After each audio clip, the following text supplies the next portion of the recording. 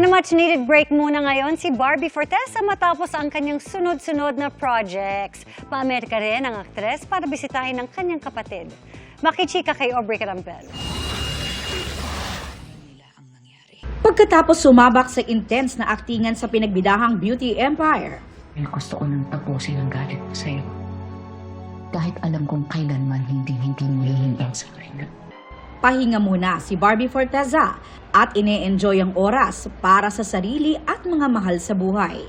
From Pilates session kasama si Bea Binene, movie and food trip with Kailin Alcantara, pati with Bianca Umali. Naki-jamming din kamakailan si Barbie sa concert ng bandang Cup of Joe. Hinihinga muna, self-reflect. Self-reflect! Biyaheng Amerika rin si Barbie ngayong buwan para dalawin ng kapatid na nasa Chicago. Sa ate ko ulit, puntahan ko ulit yung pamangkin ko. Doon ako mag-Halloween, trick or treat, ganun.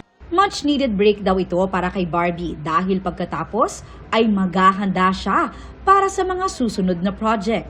Thankfully, pagbalik ko, marami tayong mga nakaabang na proyekto, mostly pelikula, kaya I'm very excited. Yung mga pelikulang gagawin ko, iba-iba yung characters na gagawin ko, iba-iba yung material. So, ang saya kasi na napupush talaga yung growth ko as an actress.